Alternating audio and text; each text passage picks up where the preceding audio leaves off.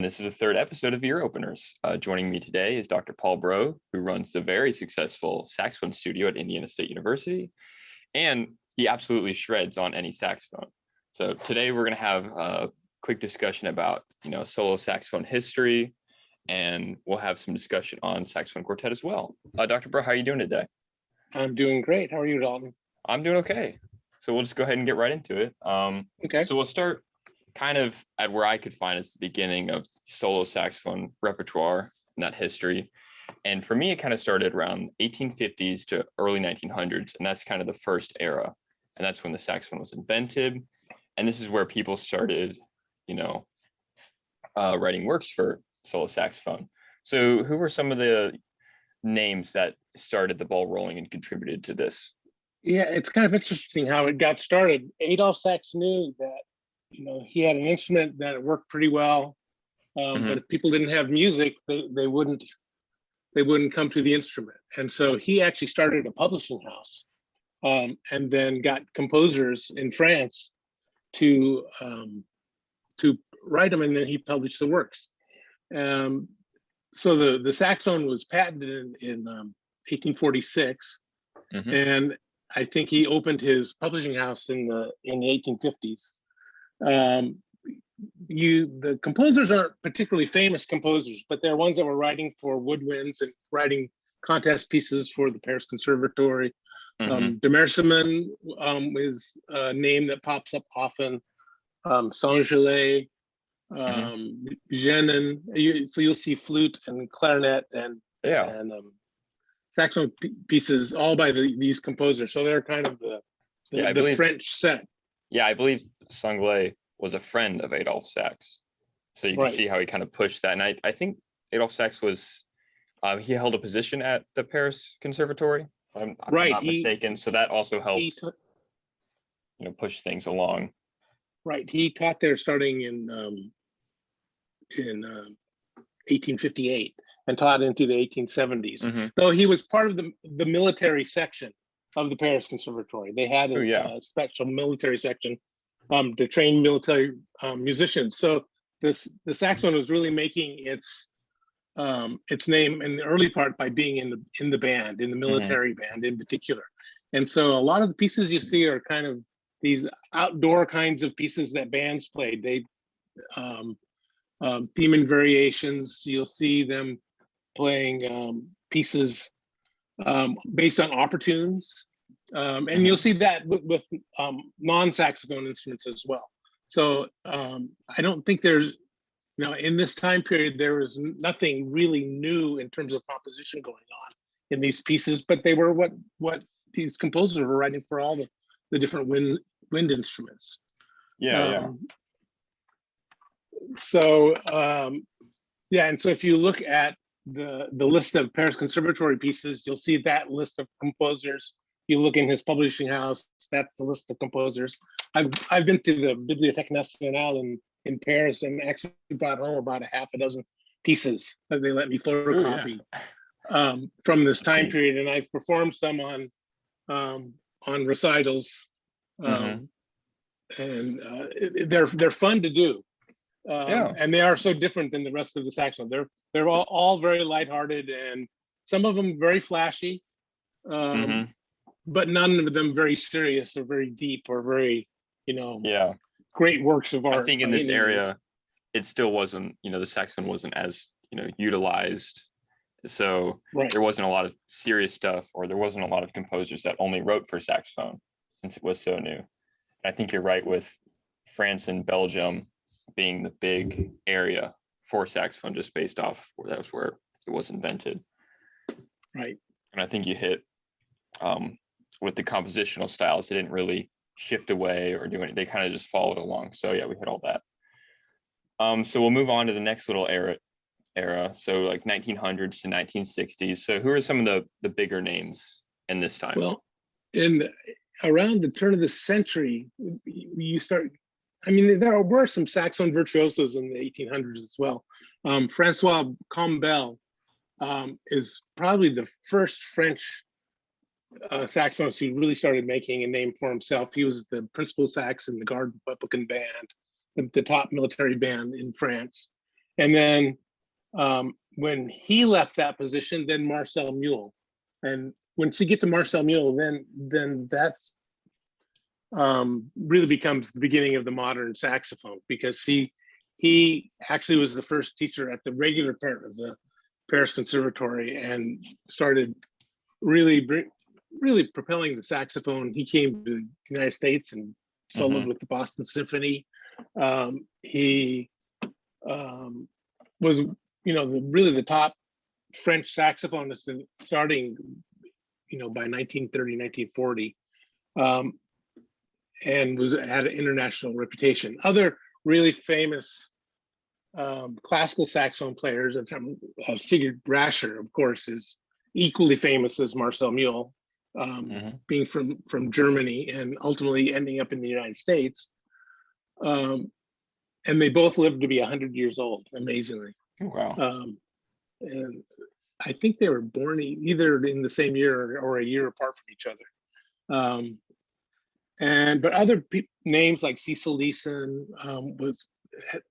gave the premiere of the Glazunov Concerto in the United States and things. But if you go to popular music, Rudy Wiedoeft, starting in the 1910s, was incredibly famous and huge with radio broadcasts and maybe some vaudeville. Edward Lefebvre is a French saxophonist who came to the United States and started the New York Saxophone Club. Yeah. Played with the Gilmore bands and the Sousa bands. And then the Sousa bands and the Gilmore bands were a great showcase for saxophone players in the early part of the century. So like Yasha Gurwitz and Benny Hinton all got exposure by playing in the Sousa band. And they were, able to get the public aware of it. But again, it's still based in band music. Now, starting in the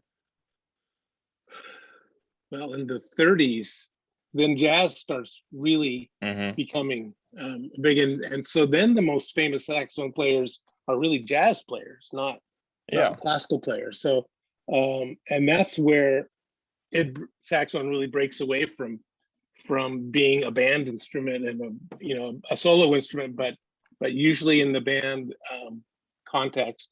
There were some repertoire wise, you start seeing artistic works being composed. Florence Schmidt composed the Legend in the early 1900s. The Debussy Rhapsody, I think, is from 1911, at the very end of his life. Early 1900s.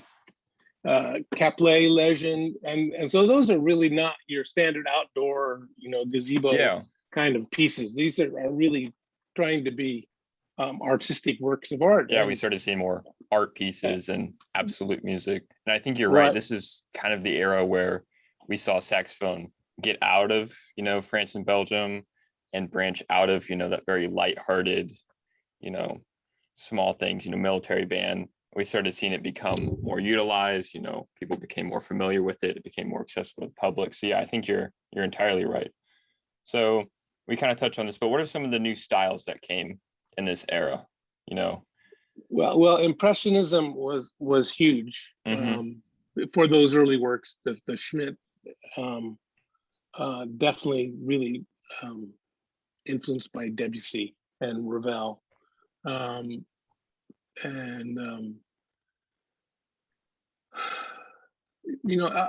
Other styles also at this time, the French composers, when you start getting to the 30s, 40s, and 50s, the French were crazy about American jazz. And lots of jazz musicians went to Paris because they were so much more accepted in France than they were in the United States. Yeah. But then the classical composers, you see pieces being influenced by American jazz all over the place. Yeah. Even Concertino da Camera, which is probably our most famous piece by Jacques Ibert, is full of jazz rhythms. So heavily influenced by jazz. Now, Americans don't hear that as jazz anymore. But to somebody in 1930, those syncopation rhythms just scream jazz at them. because that kind of rhythm wasn't in classical music. Yeah. And so you see just hundreds of French contest pieces, the conservatory pieces that are all influenced by American jazz. So that was a very big part. Mio was, he traveled the world and went to South America, came to the United States, even taught in California for a number of years. But his music was always bringing together different cultures, and he has all kinds of Brazilian music or rhythms and influence in this music and American jazz. If you listen to The Creation of the World by Mio, it's the beginning of it sounds just like George Gershwin, except that the Creation of the World was written about 10 years before Gershwin wrote his first orchestral piece. So Gershwin was actually sounding like Mio. But again, very much influenced by jazz. Yeah, I think you're right with I think this is where, jazz started to influence, especially in like the, 1920s and onward. And I think it only got more, it only became a stronger influence as time went on. So we'll talk, is this the time period where, tenor sax, soprano sax, bari sax, those started becoming more popular or utilized? Well, yeah, I guess so. I mean, Adolph Sax, when he invented the saxophone, actually invented the bari sax first. He was trying to create an instrument that was going to fill in the low voice for the orchestra. And then he ended up kind of shooting himself in the foot in that he improved the bass clarinet. The bass clarinet at the time was a very weak instrument. It couldn't generate much sound. And he figured out how to make the bass. He made the bari sax, and then he improved the bass clarinet to the point where the bari sax wasn't needed. Because the bass clarinet was so good. And so he kind of, he originally was thinking of two families of instruments: the orchestral set, which were in C and F, transposing instruments, and then the band set, which were in B flat and E flat. And it just never took off that way. And so they never really had any manufacturing of the C and F saxophones for orchestral. And I only know one piece that actually listed saxophones in C and F in an orchestral score, and I don't know that it was ever performed that way. So yeah, he really was working with the low saxophones much more than the high saxophones. But as a solo instrument, you see mostly in the 1850s the alto, once in a while a soprano solo. But you don't see, and there's a few tenor solos, but it's mostly alto. And I would say it wasn't really until the 1970s and 80s where like classical players in Europe started really saying that I'm a tenor saxophone player, I'm an alto saxophone player, I'm a soprano saxophone player. In the United States, I don't think we ever got that attitude. We've always had the attitude that we're a saxophone player. And I play all the saxophones, and if you need that saxophone, I can play whatever. That doesn't mean that people don't gravitate toward a voice and like one better, but generally, I don't know of Americans that would say they are a tenor saxophone player or only a alto saxophone player that they would play what was ever needed. Jazz players tend to stay on one or two instruments more often, but even modern jazz players are playing all the instruments too.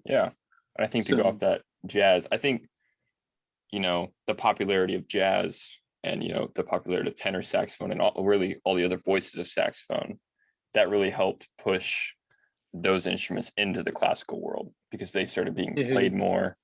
So we'll go to you go ahead. Well, I was at the chamber music, the saxophone quartet, really made it so that people had to be playing all four instruments if they wanted to participate in chamber music, because it was very hard for saxophonists to get involved in chamber music. Because there are already established set chamber groups, and sometimes we get added to a woodwind quintet or play with a brass quintet or something. But to really start developing our own repertoire, we had to create our own ensemble. There was that need to create something new. Yeah. So we'll go to the, I guess, final era of solo saxophone repertoire, and that's for me everything past the 1960s and 70s. So what kind of styles and techniques started to show up in this time? I know it's a large time period, but I think it's, if you really look at it, it starts much earlier. It actually starts with Rudy Wiedoff in the 1920s. Rudy Wiedoff would do crazy vibrato. He would slap tongue. He would do laughing sax. He could double and triple tongue, like as good as any brass player. And then we kind of forgot about him. And in the classical saxophones never did that. He did whatever he wanted. The slap tongues. And then Galladoro was also an amazing player who was a big heavy influence on Donald Sinta. And so, but then in the 60s and 70s, when everything became experimental, probably the only thing that Rudy Wiedoff didn't do was multiphonics. He was trying to get every kind of sound he could possibly get out of a saxophone. And so when we start trying to put this into classical music or into avant-garde music, there's even etude books from that time period that teach you how to do some of these things. And so it wasn't that these techniques were actually new; they were just new to classical music. But other jazz musicians picked up on what Rudy Wiedoff was doing, not to the extent like he did everything he could think of. Yeah. But jazz players would slap things, would play with subtone, would do different kinds of things.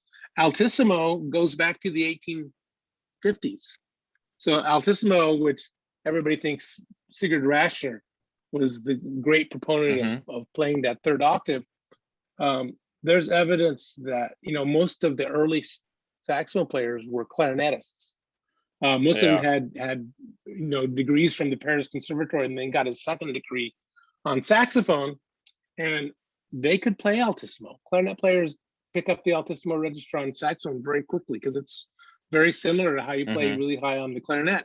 And so there's much evidence that the saxophone range was at least 3 full octaves, not the 2.5 that is published. And so the altissimo was around for a long time, but Rascher was the one that really started doing it in classical music and really made it part of the requirement to be a saxophone player. So he gets lots of credit for it, but it existed long before. I mean, it started with the instrument. I think Adolph Sax couldn't play altissimo. Probably he wasn't a very advanced player, I don't think. But these clarinet players that we're picking up would have been very good at it. Yeah, for me, I consider, like, in this era, I think of a lot of extended technique. Why do you think saxophone has so much extended technique and it's so popular almost? Because I know on speaking from clarinet, extended technique's not something we even, I mean, it's not often talked about or done. But when I think of alto saxophone, I think that extended technique's a lot more prevalent. And why do you think that is? I think a lot of it is because saxophonists will play that music and are more experimental by nature. It's kind of like when I went to graduate school. Most of the clarinetists and flute players were going to be orchestral musicians, and we're going to win the next big orchestra job, and a few of them did. And so they just really focus on that, and they didn't have time to do all this experimental stuff that they didn't understand, because they had a mission. They were going to win this orchestra job. There's different priorities. And a saxophonist knew coming in that there's no orchestral job out there for us. Yeah. And where we found a home was working with composers, and really and percussion is kind of like this too. So you'll see that you can hardly go to a contemporary music festival and not see saxophone or percussion, or usually both. But we were very willing to work with composers and to learn the different techniques, and we found a home in contemporary music. And so those things became important. If we wanted to play those pieces, or be included, have those composers interested in us, we had to learn how to do these things. Or we had to be really willing to experiment. And the composers were doing all kinds of sound creation with electronics, but they were also doing it with instruments, and they experimented with all the instruments. But sax and percussion were the ones that really took it and ran with it. Yeah, I think you're right. There was no fallback. Like on clarinet, there's a lot of old repertoire to study, and there's so much of that there's not much focus on new stuff. So I think you're entirely right that saxophone didn't have that fallback option, so they had to gravitate towards the newer stuff. Right. And Jean-Marie Landex always would say that he wanted to play music that was written specifically for the saxophone. And if you looked at the early repertoire, even when you look at Glosnoff and Ibert and things, any instrument could play that. Any woodwind instrument could play that. It's not really, it's idiomatic for woodwind instruments, but it's not really just for saxophone. I mean, it could be played on anything. He wanted music created that could only be played on saxophone.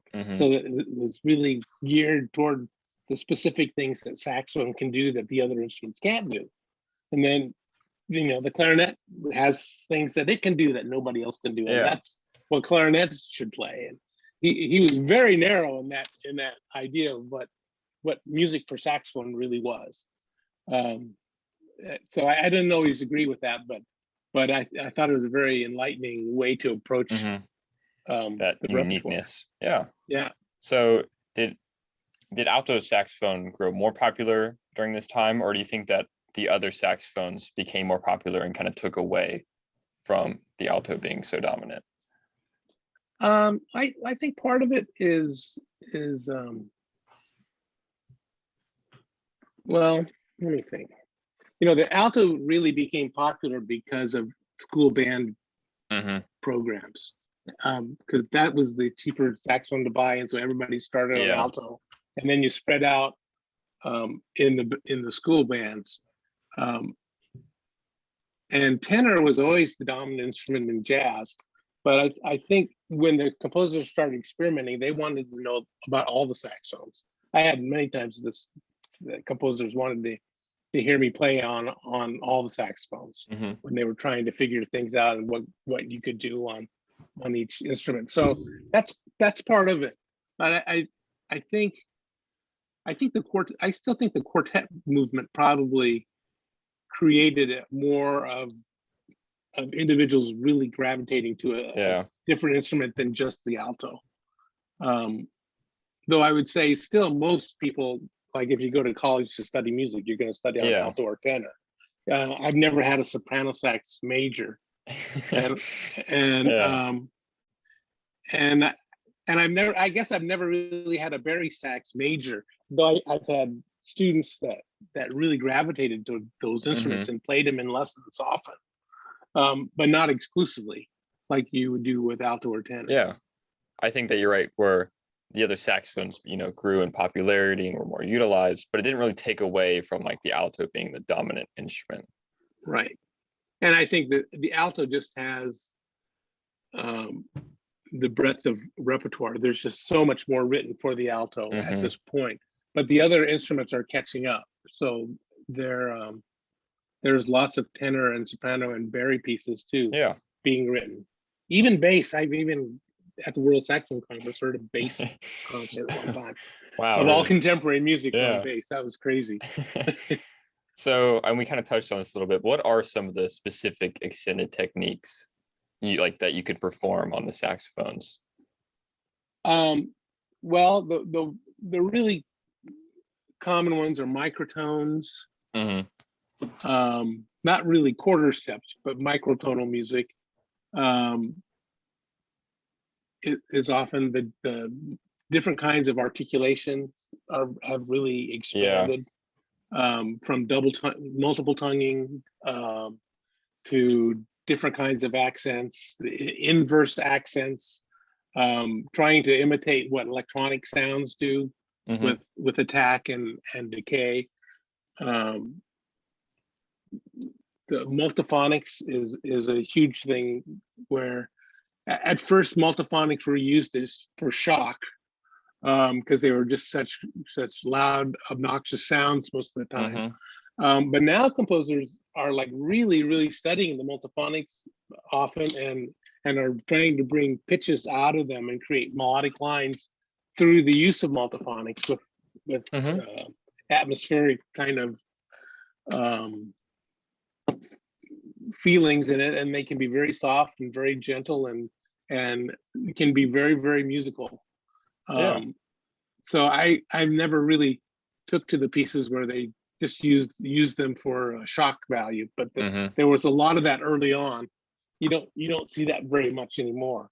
But the multiphonics are always very interesting, and they're very challenging, because they can vary so much from horn to horn, that one person can play it and it sounds like this amazing thing, and then you try to play it and it's like, none of your fingerings work, and I have to, and it doesn't mean you can't play it, but it means you've got to figure out how to make it work on your saxophone and your setup, and so sometimes that can be extremely challenging. The use of the extended range of the altissimo now goes up more than an octave and a third anyway. And it's just getting incredible. On like the extreme ends of extended techniques and stuff, it gets much more personalized, to where it's, like, I mean, to play like, a regular G on saxophone, there's a pretty standard way everyone's taught, but the higher you go in the more extremes, it gets much more instrument specific, performer specific, and what works for you. So we'll shift gears a little bit, and we'll go into kind of solo saxophone and quartet playing.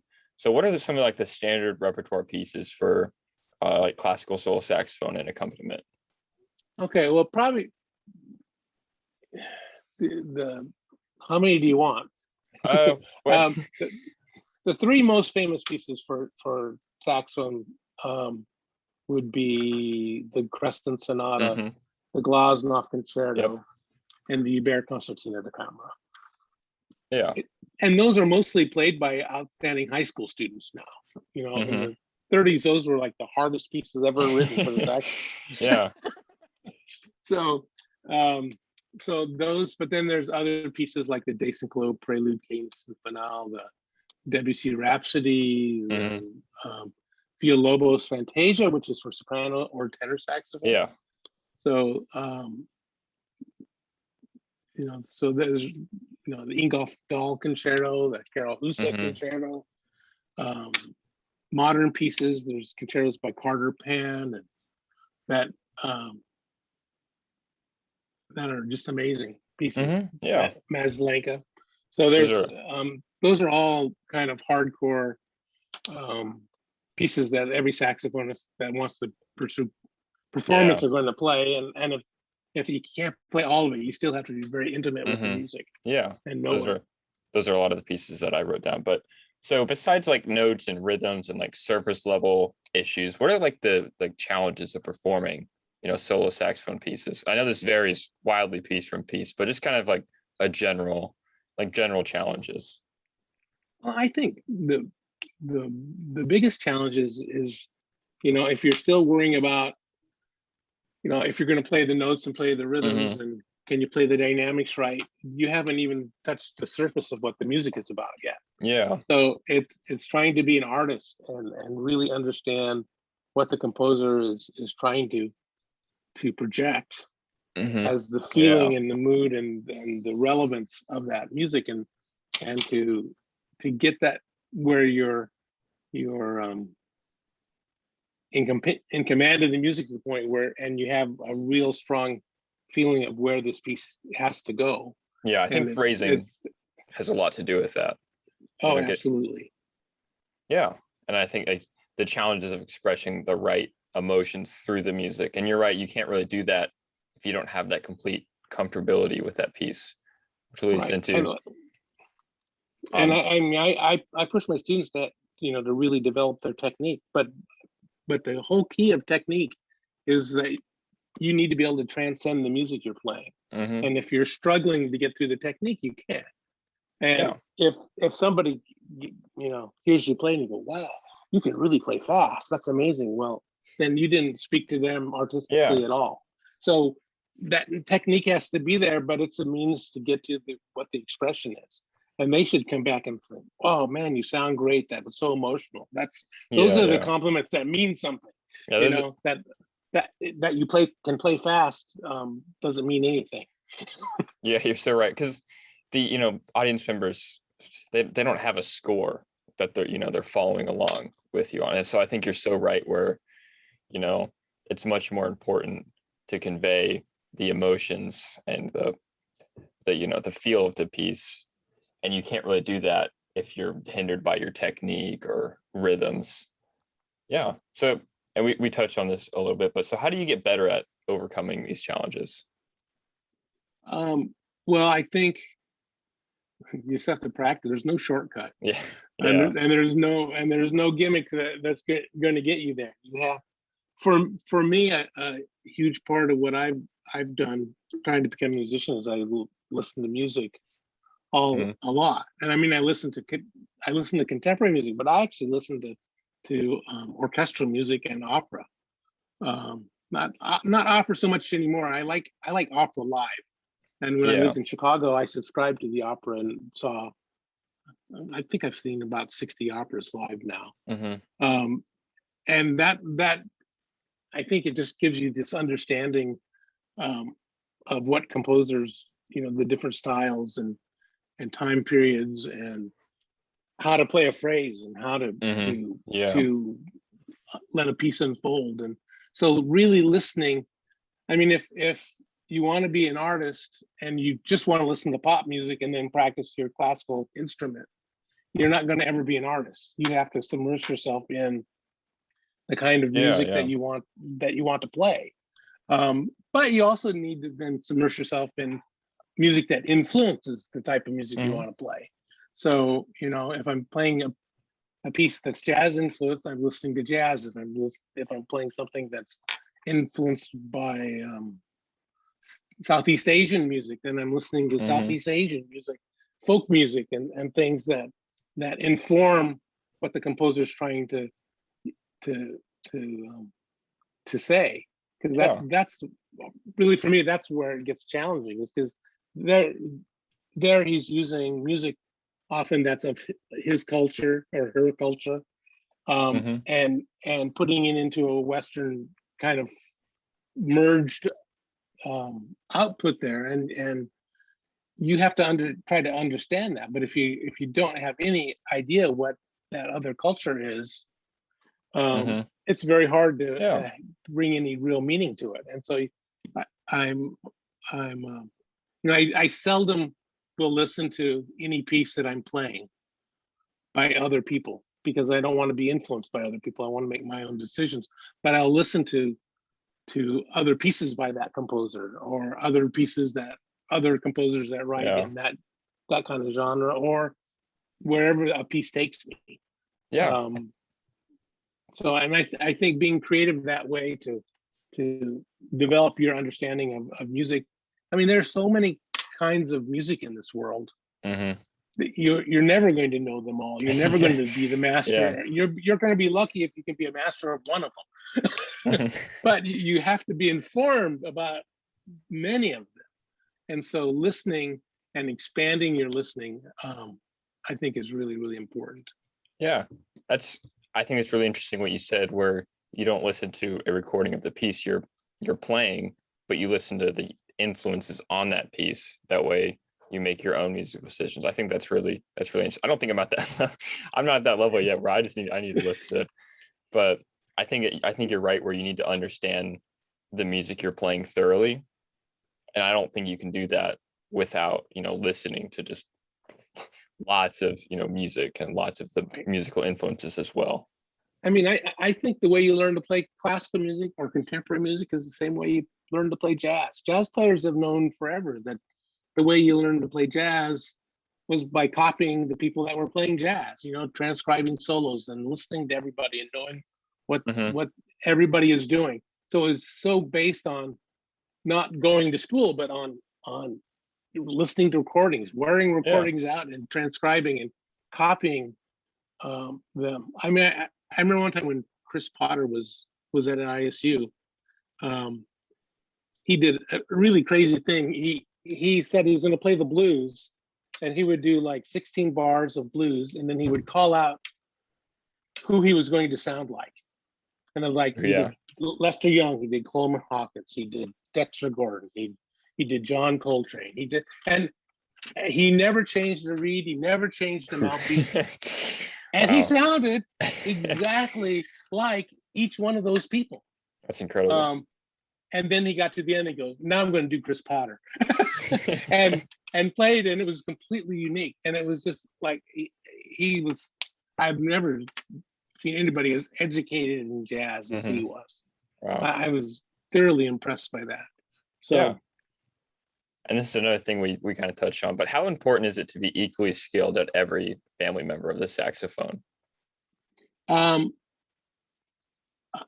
think that's important. And in my teaching, I try to make sure everybody gets to spend, I try to get everybody to play at least all four of the primary instruments and even bass saxophone if possible before they graduate. Because the saxophone always gets a bum rap about everything. They think, oh, the saxophones are all the same. If you play one saxophone, you play them all. And okay, the fingerings are all the same, but they all feel completely different in your hands. And they all blow with different resistance, and they all have different size mouthpieces. And to sound like each one is your primary instrument is actually very difficult to do. Yeah. Because you don't play them the same. If you play them all the same, then only one of them sounds good. So you need to spend time on them. I mean, even now, I don't play tenor very often. I play soprano and alto. Those are the ones I play the most, and Barry is what I play the least. But if I pick up a tenor, and I haven't played for 6 months on tenor, it doesn't take me very long to get the tenor working again, but it sounds bad when I first pick it up. It takes me 10, 15 minutes to kind of get the oral cavity back in the right place. And I mean, I work from, I don't really think about what you do to change. I just listen to the sound. I'm like, oh, that's not my sound. That's not the sound I want to come on my horn. And then I play, and then pretty soon I start to make adjustments so that it sounds the way I want. So it's just subtle oral cavity adjustments, and you can't even tell somebody in words how you change that, but you do. It's like a feel almost. It is, and you have to get that place where the instrument is really responding. And the hand position, if you're going to play difficult music, is different on every one of the instruments. Your hands are at different angles. The soprano is, the lightest, smallest instrument is actually the hardest one to hold and play, because the neck strap doesn't really support the weight of the instrument if you hold it out at the angle you're supposed to. And so that's a little deceptive. So I think it's important that you do get to spend some quality time in ensemble or in lessons or in quartet, so that you can be a saxophone player and not just an alto saxophone player. Yeah, I think you need that, especially if you want to pursue saxophone professionally. You just need that versatility, and I think you're right with, it's a whole different mindset when you switch instruments. I've played a little bit of alto and tenor, and I know what you mean, where it's a mindset change almost. Right. You're very right about the feel of the instrument. And this, okay, so we'll go to the next question. And this is kind of like a huge, there's a lot that could be answered for this question, but so what makes like a great saxophone performer at like that professional level? I think, well, just, you have to have the virtuosity, command of the instrument. You have to have command of the instrument to be a great virtuoso. And you have to be so knowledgeable about the music you play and just about your goals as an artist.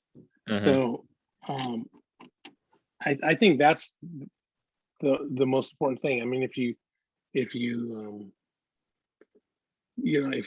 don't have the technique to do it, or if your sound quality, if you're not able to mold your sound, because we play with a lot of different colors in our sound, and to be able to do that artistically and not just, some people play in a lot of different colors in their sound because they don't play the instrument very well. But if you can, make those subtle changes in the sound for specific places in music, it can be very, very effective.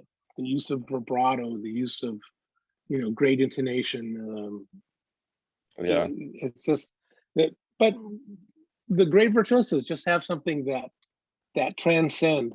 Yeah, they have that like a strong musical intuition. They know where they want each line to go, and they have the technique where they don't, they're so familiar with the instrument. They don't have to worry about that. They can solely focus on, having a good sound and musical direction. Yeah, and they just have some kind of persona on stage that is bigger than life. The really great virtuosos. You just, and I don't know how you can't one day say, I'm just going to have this great persona on stage. Some people just have it. and they have the confidence, and they can walk out on stage and just, they just have the audience in the palm of their hand. And they've done all that hard work, but then when they're ready to go, it's not any one thing. It's just the artistry of it all. That makes them the great performers. So we'll switch into saxophone quartet now, and we'll start off with just what are some of the standard pieces for saxophone quartet, like just to name a few and get a baseline. Okay, well, the standard French repertoire that I grew up on is all stuff by the Marcel Mule Quartet, the Florence Schmidt Quartet, Riviere, Grave and Presto, the Dubois Quartet, the Glazunov Quartet to a lesser degree. That never had become a very popular piece, but everybody always plays it a little bit. So those are kind of the canon, the Piano introduction and variations on a popular theme. There's several of those French pieces that are kind of where those were the first ones where really SATB became the standard, because before Marcel Mule's quartet, a lot of the quartet playing was for AATB, and they weren't using the soprano yet. And he wanted to have the whole family of saxophones. They were thinking 2 altos is like 2 violins in the string quartet. And there have always been, comparisons to the sax quartet with the string quartet. But those comparisons don't work very well, because in terms of instrumentation, you can copy them, but in terms of how our instrument reacts versus their instrument reacts, we're much more like an organ than a string quartet. The sound gets thick and resonant in the low register, and we get thinner and lighter as we get higher. And the violins don't do, they're much more even all the way. But we're like a big cathedral organ when you get a really good saxophone, really good blend, saxophone ensemble. And so string quartet music doesn't transcribe over to saxophones very well, because things just are out of balance. That work perfectly in string quartet. Is violins a lot different than saxophone, and violin quartets are a lot different than saxophone quartet. I think you're entirely right. What are some of the unique challenges to each saxophone part in a quartet? Well, when I'm working with my student quartets, I'm always thinking, that the role of the soprano player, especially when you're playing those traditional works, is that you're really the soloist. A lot of those early French works are very soprano heavy, and so you're giving all the cues, you're choosing all the tempos, you've got to be the leader of what's going on. Now, in more modern quartets, that's not true so much anymore. That stuff is spread around all through the quartet now. But with these early mule quartets, that they really were the showcase for Marcel Mule, and I'm not sure he set out to do that, but that's the way the composers wrote for him, because he was such a great virtuoso compared to, his level of playing was so far above everyone else's. So the Barry is it's got to be the foundation of the group, and has got to have fabulous intonation. For a quartet to be really outstanding, the bass line has to be in tune. So the outer voices, then, one is the foundation, one is the one that's moving everything, and then the inner voices, the alto and the tenor, we're often filling out the texture and really understanding balance and intonation, how to voice chords, so that the wrong voice of the chord isn't too loud. Really getting a great blend, but being able to step out and be a soloist when it's time to be a soloist. So we spend our time much more going in and out of being a supportive role to being a solo role, and back and forth, and that can change. You can have counter melodies, and then you have accompaniment parts, and just really understanding your role in the quartet. In every measure, because it can change measure to measure, or it can be, it can be the same for long stretches of time. But getting everybody to really understand what their role is at any given moment inside the quartet is really important to get the balance blend.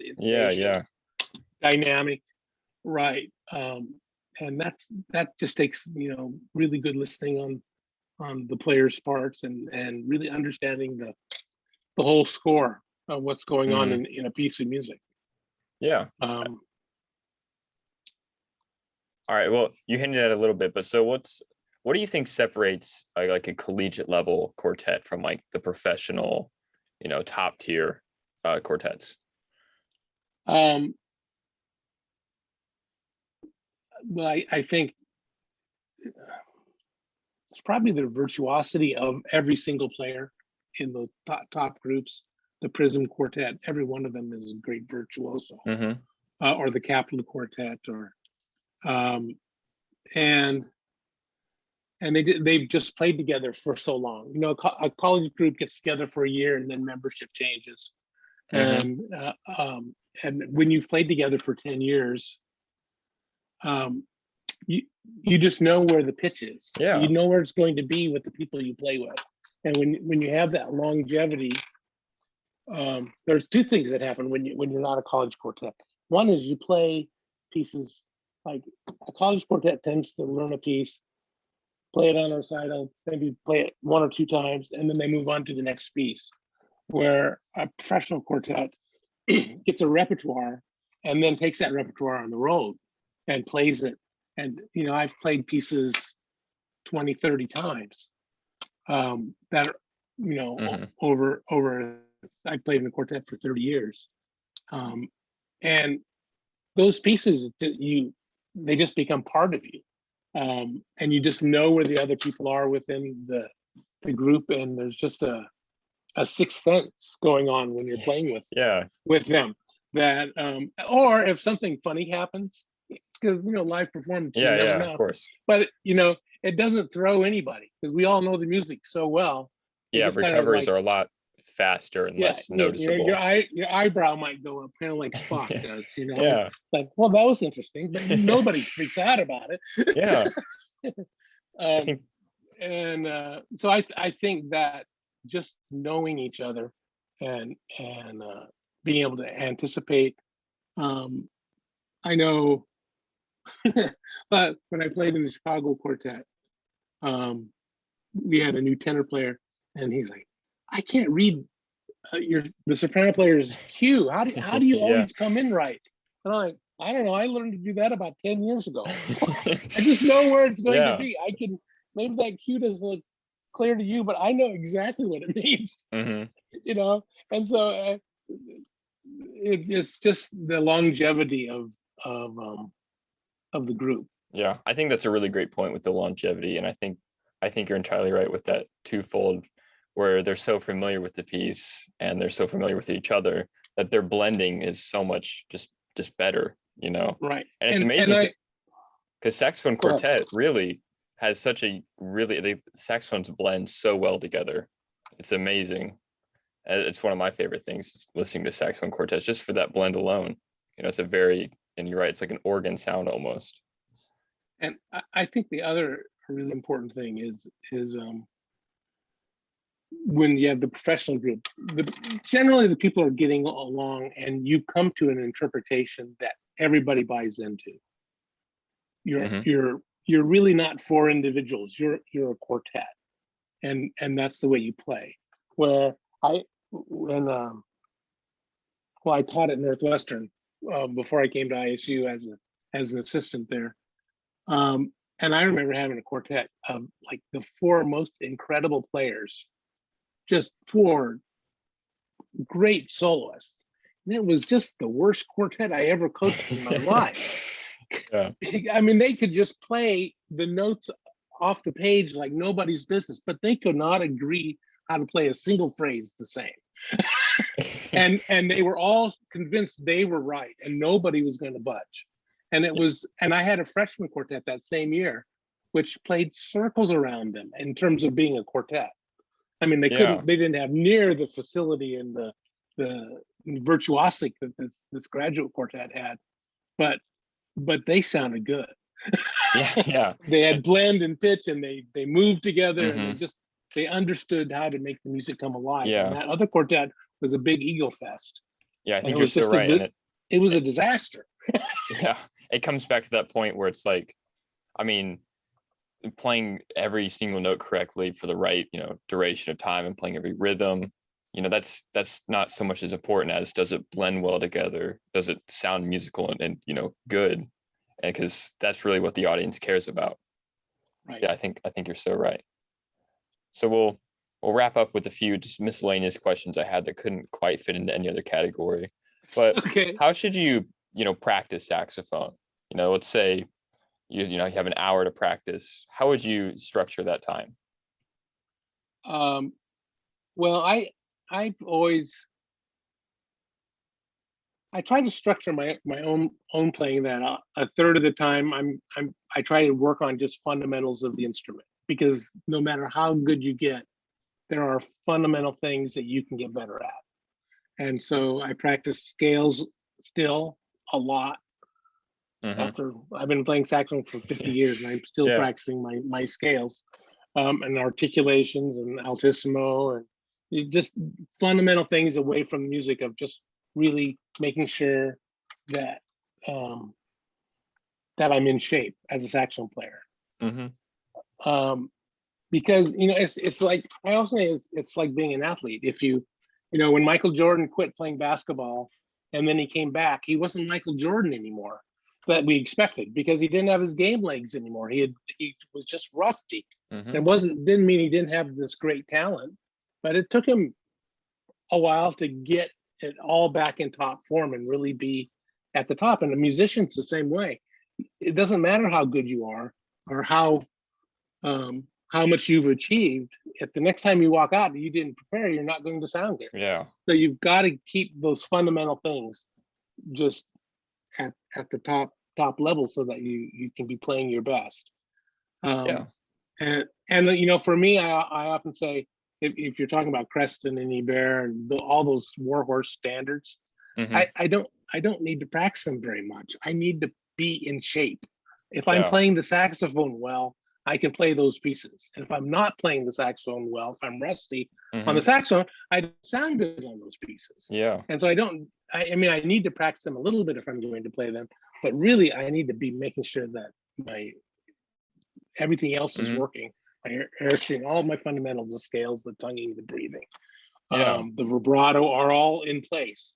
And then I can learn music very, very, very fast. I'm not trying to learn how to play the saxophone by learning a new solo. I learn how to play the saxophone, I master the saxophone, and then I can play music. Yeah, I think it's just some And really so good points. I separate those two things. I mean, it's still, when you get a new hard piece, you have to practice it a long time and do all the work like you always did. But it's not like I'm learning to do some new technique so that I can play this piece. I've got my bag of tricks that I can do now, and I just have to make sure they're crisp and working on at a high level. Yeah. And then that other stuff comes together very, very well then. Yeah. And I think it's odd how intuition would say, at first glance, you'd be like, okay, I got to practice all the challenging stuff first. But really, by practicing the fundamentals, the really challenging stuff becomes much more manageable. And I think that the better you get at your instrument, the less emphasis on, solely working on tech, like, pieces and technique through those pieces, you get more back to fundamentals and developing a good tone but yeah, I think you're very right. So we'll move on. I know, and you mentioned this earlier, but do you think there's any like get rich almost tricks for getting better at saxophone or to quickly improve, or is it just that consistent practice schedule, consistent working on long tones, fundamentals, basics? Well, I don't think there's a quick fix. I mean, the quickest thing you can do is have your horn looked at and make sure it's in absolute the best playing condition it can play. Because I mean, even at the university, I get crazy sometimes where I want them to do something and the horn won't do it. And it's like, well, you need to get that fixed so that we can pursue this. And then it takes forever for them to actually get the horn in playing condition. Like I can't play low notes. I'm like, well, is your horn tight? Is it leaking? If your horn's out of whack, you can practice forever and you're going to sound bad. So Yes. and I think even for this, we're absolute beginners. But if you're teaching a 10-year-old to play, I like to play his instrument and make sure it's working. Make sure he's got a good mouthpiece. Make sure he's got a good reed. Make sure that the horn does everything it's supposed to do. Yeah. And then if there's a problem, it's the player. Yeah. I've spent weeks trying to get somebody to do something before I realized that, the horn's not working. And if I fix the horn, he will work on it. But those kids then have early success because the horn is in a really good and shape. it makes the saxophone easier. But I can speak from personal experience. I have a saxophone that the biz key is all messed up on, and it's a whole lot harder to play. It's much harder to play, and you can't focus on what's really important because you're fighting the instrument. Right. And so having your equipment, having good equipment, all in good working order is incredibly important to your success. And trying to play through it is it just wastes a lot of time. And so, and sometimes it sneaks up on you. It'll sneak up on me as you're playing. All of a sudden, it's like, geez, my reeds all sound bad. What's going on? And I open a new box and I play those reeds all sound bad. And then pretty soon I'm like, maybe my horn's leaking. Yeah. Take it to the repair person. Take it to Kelly or Steven, and they drop it in. Like, how do you play this? It's back and it's like, oh, now I can play again. And so it happens so gradually. Sometimes you don't see it coming, but just really keeping your instruments in top shape makes your practicing better. It's fun, like I don't have practice reeds very much. I don't have reeds that I practice on only because I can't stand the sound bad. So I have recital reeds that are really super excellent, but otherwise, my reeds, I could walk out on stage pretty much and play anything. I don't practice on reeds where I sound bad because I don't want to ever get used to that sound. Yeah, plus it's no fun. It's awful. It's no fun to sound bad. And so if I sound bad, then I don't want to practice. And if I sound good, I want to practice more. And so, trying to get every penny out of every reed isn't worth it to me. If it sounds bad, I give it the wall toss right away. Yeah. And move on to another reed. Yeah. I'm not going to keep doing that. So sounding good leads you to getting better. Yeah. All right, this next question is for me personally, as a clarinet player who I played a good amount of saxophone in high school. I'm familiar with the instrument, but at the same time, you can clearly tell that I'm a clarinet player holding the wrong instrument. So how do you get like a good tone out of saxophone, like that saxophone sound? Because there's a huge difference between a good saxophone tone and it's so much more unique than just, an average tone. Well, especially when you're a clarinet. So on clarinet, you probably have a good high register and you don't sound very good down low.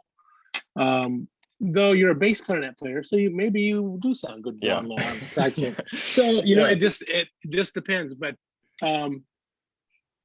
so for so long, clarinet and saxophone were taught the same, and the embouchure is different. And when you get to the point where you really are looking for that really high quality sound, you've got to make those differences. So the clarinet is much firmer in the corners. The chin is much more rigid, much stronger, much flatter and secure. It doesn't move at all. Saxophone is much more round, and you're thinking equal pressure around the whole embouchure. The angle of the reed has to come in at a different angle than the clarinet. That's something I've struggled with a lot. Yes. And so accepting that, and then you have to tongue on a different place of the reed because the angle of the mouthpiece coming into your mouth is so different. I don't really think about dropping my jaw when I go in low register, which is what a lot of books from the 20s say you have to do, because what that does is give you a subtone sound. But there is a lot more cushion on the reed, where a clarinet tends to stretch the lip, and so you have just a thin amount of reed on the clarinet. The saxophone, we tend to bunch our lip together and get a lot of cushion on the reed to take out those high harmonics when we're playing low. So I'm thinking of pushing my corners a little bit forward and together, and bunching my bottom lip when I'm in the low register, to make that work better for me. And then and so I'm not really dropping my jaw as much as I'm trying to get more lip on the reed to control because you can get that kind of barky low register. You don't want that, but you don't want the subtone sound either. Which is when your chin pulls back or you put your tongue on the reed. And so we're not looking for that. And so that just takes a lot of time to really distinctly get that embouchure difference. Yeah, you just ticked all the boxes of things I do on saxophone that I shouldn't do. You kind of just tick them all. Yeah. That's great. So any concluding thoughts or anything you want to plug? Anything like that? No, not really. I think we've covered a lot of things. Yeah, I know. We went through a lot. I think I used to work at the saxophone shop in Chicago, and guys would always come in and want to buy the mouthpiece to sound like John Coltrane, or they had to have this set up to sound like this, and and they would ask us what you have to do, and our answer always was, just go practice. Yeah. All right. Well, that wraps up this episode. Thanks for coming on.